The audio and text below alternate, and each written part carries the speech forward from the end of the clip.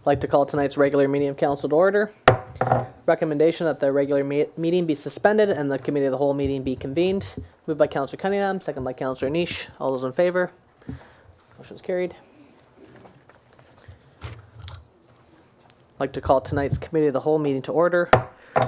Recommendation that the agenda for the committee of the whole meeting of May 28, 2018 be adopted with the addition of late agenda item 3A, a presentation from the Prince Rupert Outrigger Association. Moved by Councillor Randhawa, second by Councillor Morrow. All those in favor? Any opposed? Motion's carried.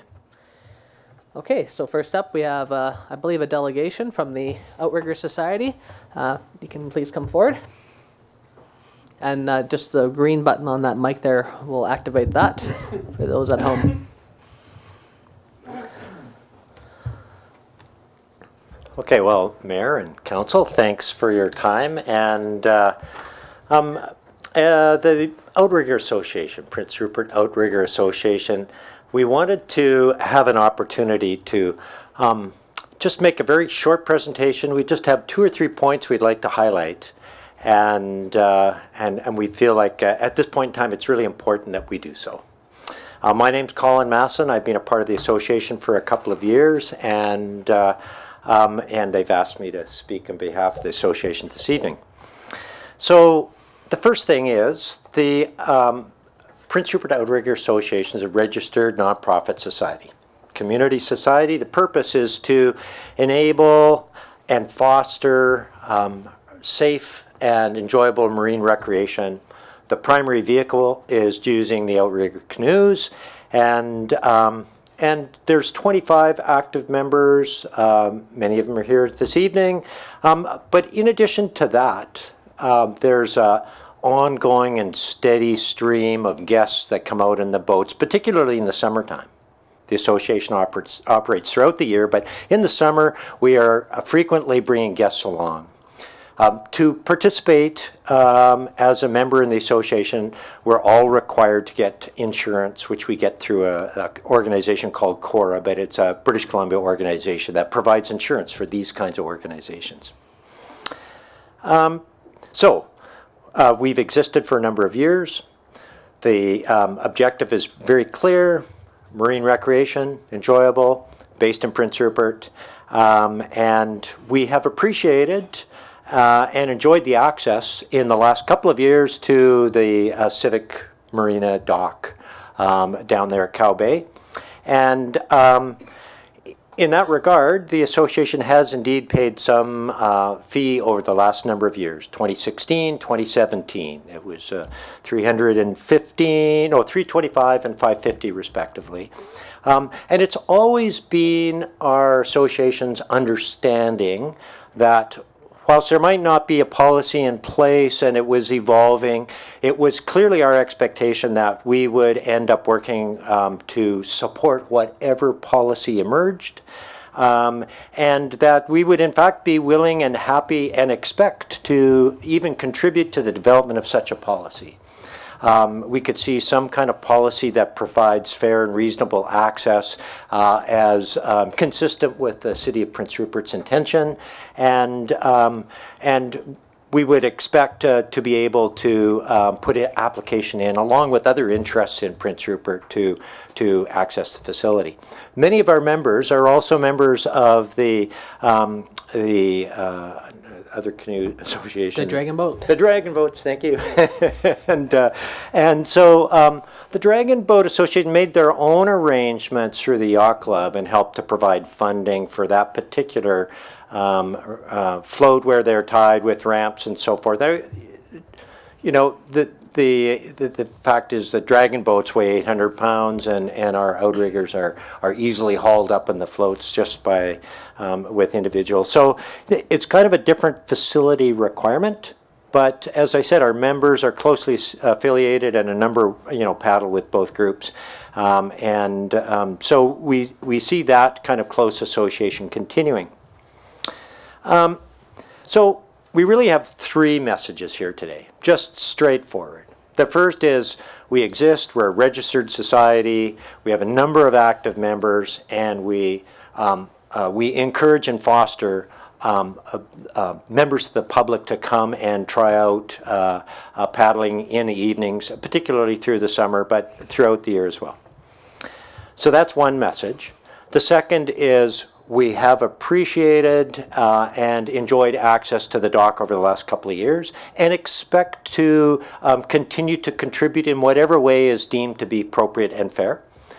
And the last message is we would be more than willing and would be keen to support the development of the policies as you work on them to determine what kind of access and what kind of arrangements are deemed to be fair and reasonable. So in that regard, it's a straightforward presentation, and our presence here is simply to emphasize those points and to lastly encourage the council to consider the development of an interim solution that would enable us to continue to access the dock through the summer months, whilst development of a long-term arrangement is worked on through the council and your staff. So I think that's it. I'd be quite happy to answer any questions, and if I couldn't, there's other members here who'd be able to do so. Well, first I just have to say thank you for the presentation and thanks for everyone coming out. I think this is a great thing, actually. Having access to the water again was the reason why the marina was built. There's a public access dock. You've been using it for this time. Interimly, personally, I don't see any real issue continuing on. I know you have some CFES events you want to get people moving for. There's courses you want to run. The dock is designed for public use. So I think we could easily have staff figure out an interim solution to keep you guys down there. I can't see any opposition from council having you guys down there, and you're in multiple different organizations with the dragon boats and the canoe club. So I mean, that's what we want. We want people using the dock. And I think there is a longer term thing for us in terms of policy and the boats and who gets access and those type of things. And I think those are actually pretty simple things to figure out. We designed the marina for this particular reason, and now we have people using it, which is wonderful. So I think, I think that's easy for the count. We can get staff to figure out what an arrangement can look like. You said that you might want to apply for an in-kind donation for maybe one storage of one boat for next year through our community enhancement grant process, which is fantastic. So yeah, I think we can figure something out. I would love to keep you guys down there for the summertime, and I know there's so many people in this community that are using the organization for training and to get people back on the water, which is one of council's, I think, #1 priorities was to get us back on the water, so which is why we built the marina. I'm not sure if anything else council wants to add to that, but that's my personal views on that. Councillor Cunningham? I think it's great. Thanks for coming. I really like the idea of it. My only concern is exclusivity. I want that dock used by whoever wants to use it. And in your letter here, you say people have to join the club for the insurance. Well, what happens if kayakers want to use that or something like that, or canoe people? It's a community asset, and giving it to just one group is my only concern. I think that should be open for the whole public, and I just want to know what your thoughts on that are. Well, of course, my thoughts are my thoughts, and not something we've discussed at any great length in the association. But what we have talked about is we recognize that we are simply one group of several who may want to access the dock. And as I was trying to explain, we would fully expect whatever structure and policy or guidelines are developed, that they would be open to the general public. And that as such we would apply like others would. We would expect to, and our discussions are all around fair and reasonable access. There's no sense of exclusivity, and we make a real effort to ensure that when we take guests out, we have ways to, assure exception with the insurance and things like that. Regular members have to be members of the organization in order to just deal with the insurance. Anybody who's involved in marine recreation has been through that, and I've been in several clubs and situations, so that's always one of the things. But it's not exclusive by any stretch of the imagination. It's open to anybody at any time. Great, thank you. Anything else from council? Yeah. So we'll get an interim something here for this summer, get you guys paddling, get you guys out in the water, because that's what's important to us.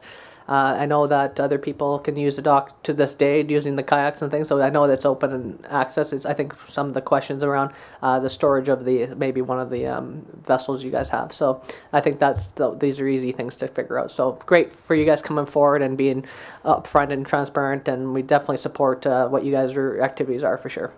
Much appreciated. Thank you. Thank you very much. Okay, next is just an open, and feel free to take off if you like. You don't have to stay for the rest of the meeting. I noticed some shuffling, so I'll just maybe let you guys shuffle out. Thank you. So as we have one member of the public, he can come forward and speak to council. Hello, Mr. Golden. How are you doing tonight? I'm glad you guys followed up on that, because I see some people who are continuously parking in one place, and they don't get a ticket. They're there for weeks and months on end in the downtown, and other people get tickets, and so I think that it's more treating everyone equally or fairly, and et cetera. Okay, I'd like to work on the Haze 2.0 or the water on the H2O, but I'll come back to that. I'm seeing, I have a two-pronged. I'm seeing lots of young kids, 15 to 20, on a rainy day in the ICBC parking lot in the evening. I assume they're drinking and whatever in there. And so in one sense, it's just a matter of the police coming by and looking in there. You have to look well because they're well back in the dark and stuff like that. But it's more, I'd like to see us do something for young people, trying to get them engaged and stuff. And one of the things, and so I see that the casino revenue was from the audit was close to $500,000. It was $495,000.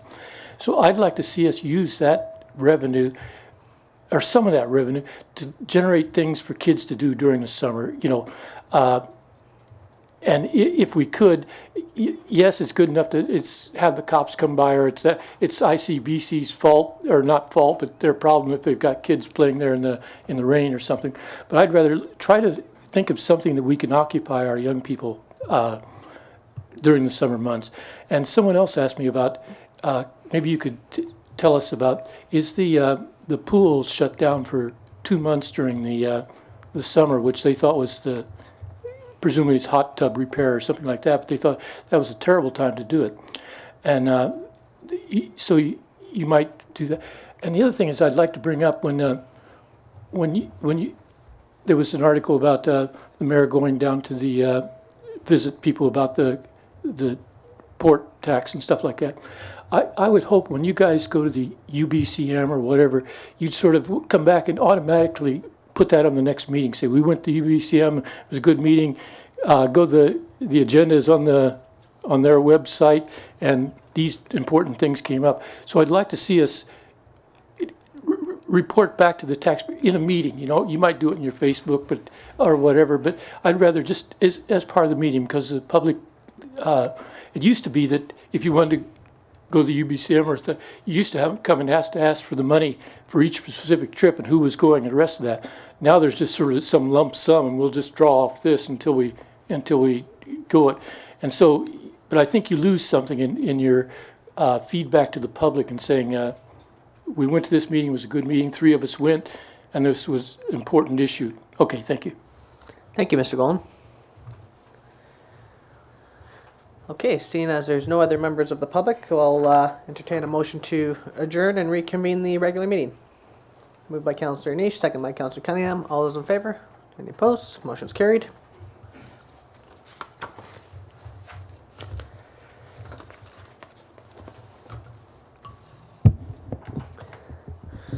Okay, item 2, recommendation that the agenda for the regular council meeting of May 28th, 2018 be adopted as presented. Moved by Councillor Cunningham, seconded by Councillor Randhawa. All those in favor? Any opposed? Motion's carried.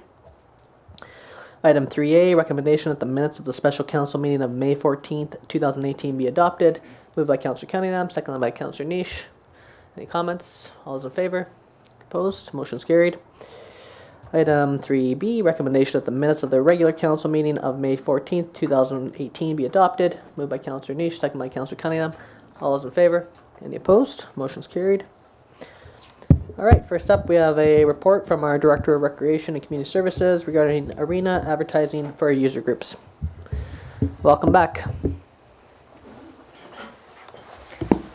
Thank you. So I have a proposal here that I'm recommending for an advertising pilot project in the Civic Center Arena.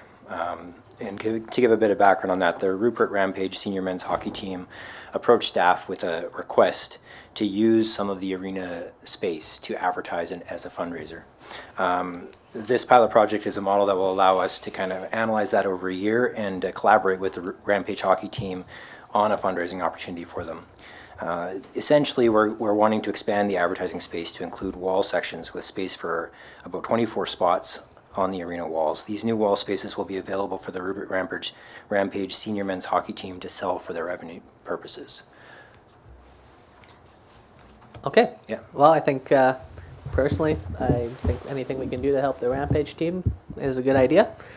Council thoughts? I just have a quick question.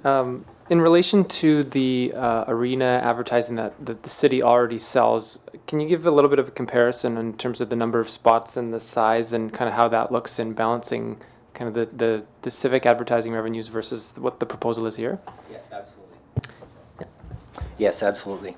So currently we have 28 spots from memory that we sell around the ice boards. We're not touching those. Those are going to remain the same. And these new spots we're opening up on the walls are going to be completely separate. As well as the spots around the ice, we also have two banner ads that we've sold hanging on the walls themselves, which will also not be touched or affected by this. In terms of our revenues, did you ask about the revenues that we get from the ads? I was just wondering, for the sake of comparison, is this looking at about the same scale as what the municipality is already doing?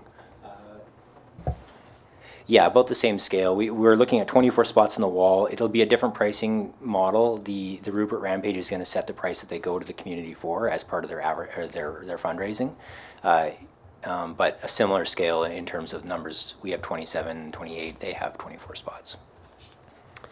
Councillor Niche, then Renhowa. I got no problem supporting this to try it out for the year. The only thing that I was thinking was that maybe, you're saying that there is a possibility that we could lose revenue from the city's perspective. So maybe we could look at, sharing the whole thing and basically helping them bring, more advertising in for us. It basically would work out the numbers the same, but that way we're not going to lose all our advertisers to them and vice versa. Whereas if we're all sharing it, and we fill the space, then we don't have to worry about one person, cutting the throat of the other, basically, because, it is competing against ourselves in one way. But I do feel that we need to support the Rampage as much as we can because, Smithers lost their team last year, and, I've seen in the paper they're talking about Kitimat hasn't confirmed yet, so it would be nice to keep it going. I think it's a great thing when you go down to the arena on a Saturday night and there's 800 or 1,000 people in there. It's a great event, and I really enjoy it, so I hope to keep it around. Councillor Renhowa, then Councillor Cunningham. Yeah, thanks for your presentation. Is there any time limit for the advertisement or open? Yes, so each ad will be, the advertising spot itself will be for 1 year, so the 2018-2019 season. Councillor Cunningham. Okay, I think it's great. I definitely support the Rampage. I go to as many games as I can. They do bring revenue into town, and it's sort of a community spirit when you go down there supporting the team and that. My only question is, where do you come up with the $85 per sign for maintenance? Because that's, if they've got 24 spots, that's the Civic Center's taken a big chunk out of their advertising possibly, and I wonder if that's something that you could look at and if it's going to be detrimental to their fundraising or not. Yes, the $85 we arrived at after analyzing our expected expenses. So the commitment we're making to the Rupert Rampage is that we're going to make back the costs to us as a city. At the end of the year, at the end of this pilot project, when we get a chance to sit down and reanalyze, we're going to sit down and look at whether those costs are accurate, whether that $85 matched what it actually cost us, whether it was more or less. And that's a commitment we've made to Rupert Rampage. Now, are they going to have an option for the second year, or is it just going to be a free-for-all for any other team that wants, or organization that wants to get in on it? I'm not sure what the second year will look like. I've written into the agreement that at the end of the pilot project we will have a chance to reevaluate, because there may be other user groups from the community that want something like this, and at this point in time we haven't said no to anyone. Yeah, I see this as pretty innovative. It's definitely new, and I think I agree with some of the comments that have been made, but also I think we should maybe just try this out for a year and see how the thing plays out, and then, yeah, reevaluate. So personally, I'd be in support of the motion. Any other comments from council? Okay, so the recommendation is that council approve this proposal for an advertising pilot project in the Jim Saccone Civic Center Arena. Moved by Councillor Cunningham, second by Councillor Niche. Any further discussion? All those in favor? Motion's carried. Thank you. Okay, next we have a report from our corporate administrator regarding the reinstatement of naming Doug Kerr Field to the new Little League field. Thank you, Mr. Mayor. This report to council is with regards to the reinstatement of the namesake of the Doug Kerr Field to the newly refurbished baseball diamond field that's located adjacent to the recreation center. The particular field was until 2013 referenced as the Doug Kerr Field. However, when the Little League Baseball disbanded, it was determined that the city at that time had no funds to keep up the field, and it was redeployed as a dog park. And the namesake was then relocated to Roosevelt Field.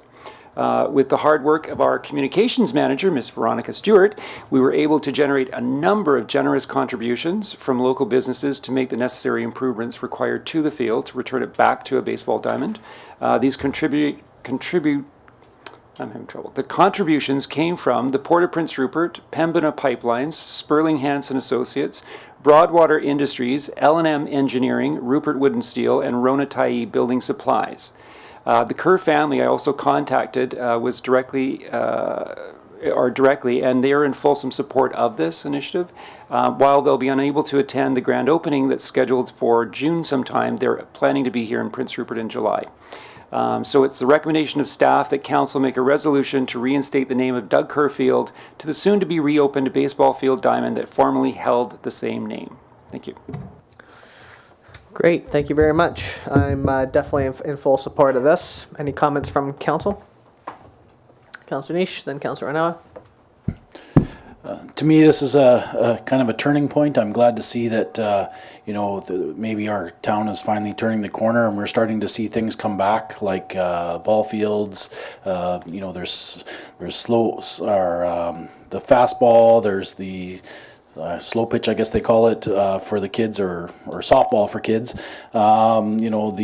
There's gymnastics that's building a strong thing, and I think that this is just a sign of good things coming around recreation for us. And to give this name back to this park, I think is a wonderful idea. I mean, I think it should have never been taken down. I mean, I think dog park should have been somewhere else. We definitely need a dog park, but I'm glad to see it go back to where it should be. And I think it's a turning point for us. And parks are coming back. We got two new parks now, and it's all good.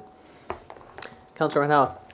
Yeah, I'd like to make a motion for this one in support, and like to thank all the sponsors for sponsoring and contributing money there. Okay, so moved by Councillor Randhawa that council make a resolution to reinstate the name of Doug Kerr Field to the soon-to-be open Little League field that formerly held the same name. Second by Councillor Cunningham. Further discussion? Okay, all those in favor? Any opposed? Motion's carried. Wonderful. Okay, so reports from council. I have two things to report out on tonight. First, I attended a conference in Vancouver last week with Nathan Randall, who's the project manager for the North Coast Innovation Lab. We were down at the Art of Cities conference, which is a conference held by a place called City Studio.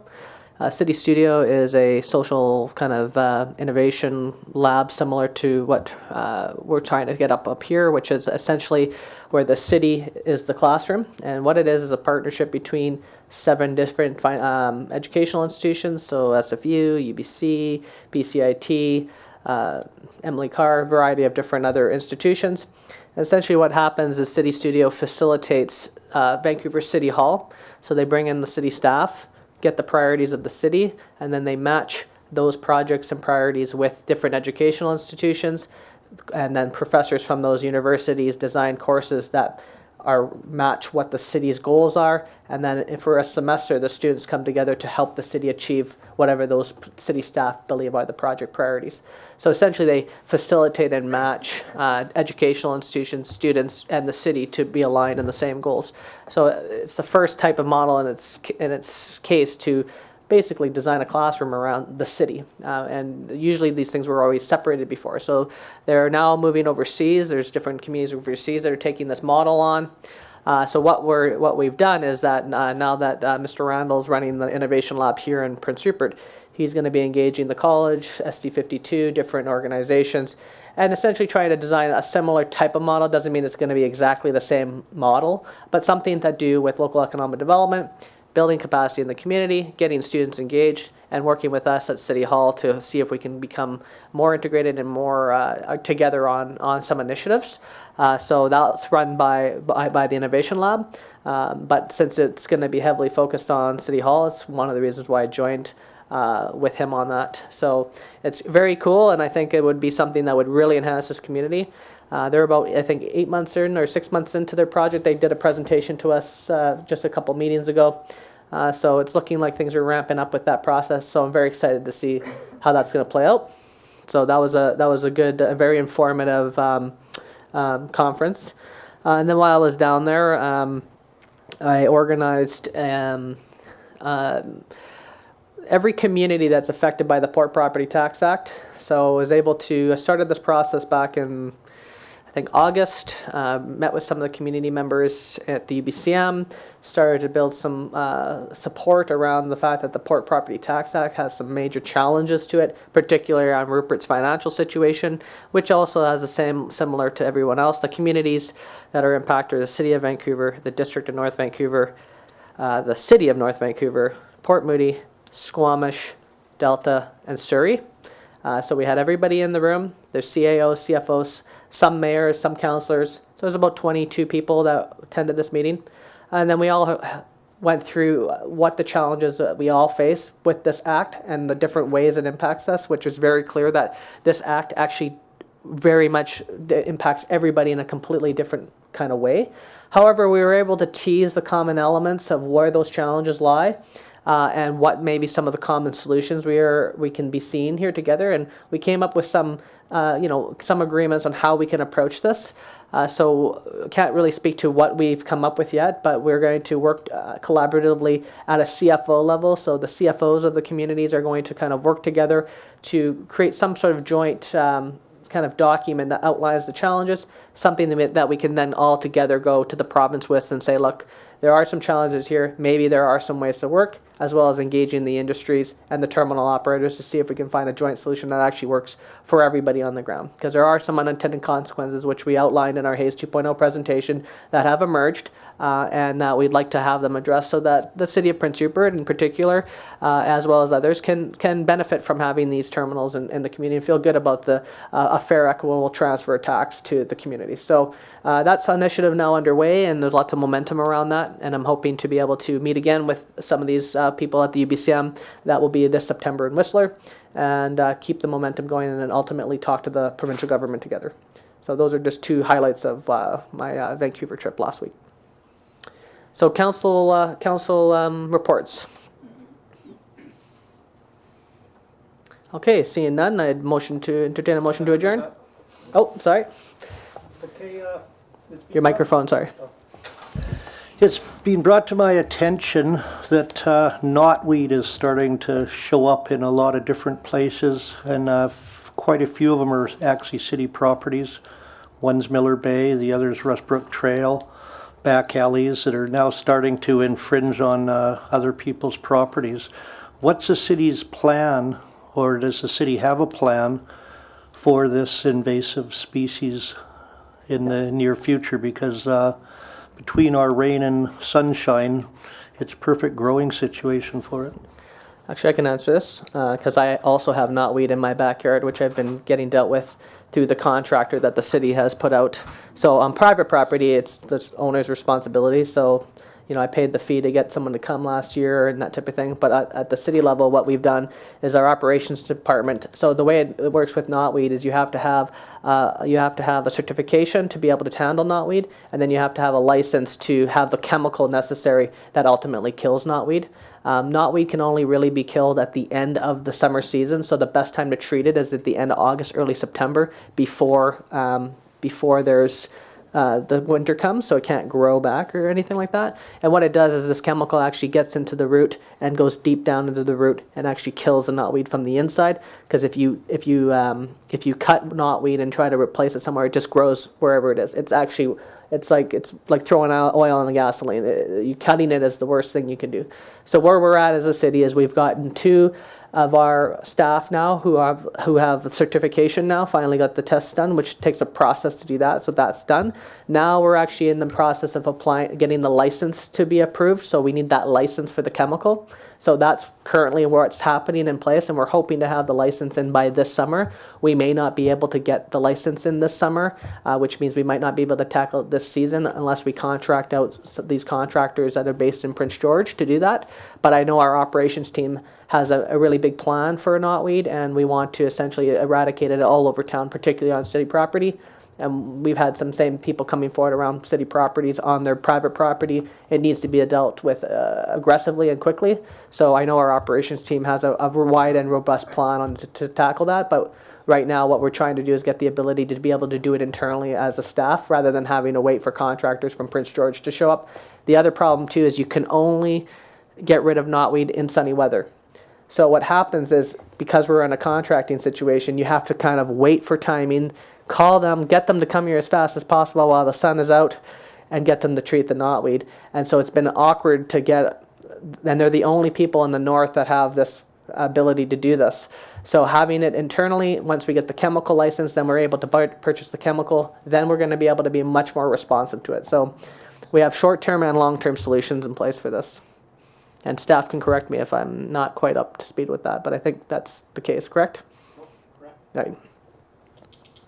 So after all that's said and done, what's the short-term plan for it then? The short-term plan would be to hire contractors to come at the end of this summer to treat the knotweed on city property in the locations that we've identified as high priorities as fast and quickly as we can. But the best way to treat it again is at the end of the season, so that not only does the root die, but they're not able to grow back through the winter time. So this summer we're hoping to get that contractor back. It's just about timing them with the sun and all that stuff. It makes it very difficult to respond very quickly when we have sun, and we all know the challenge of Rupert and having sun. So that's the plan. We've been having lots of sun. Just not this weekend. Okay, so that's the knotweed. Just one other thing. I'd like to thank all the volunteers in all the activities this weekend. There was 3 different venues just on Saturday alone that took a lot of volunteers and a lot of planning and timing, and it's amazing to see that in a 24-hour period how much goes on in this town, and the number of volunteers and music, Salmon Festival, and the Relay of Life that all came out in some of the worst weather I've ever seen to contribute to these activities. It was nice to see. Absolutely. Any other reports? Okay, motion to adjourn. Moved by Councillor Cunningham, second by Councillor Niche. All those in favor? Means adjourn. Thank you very much.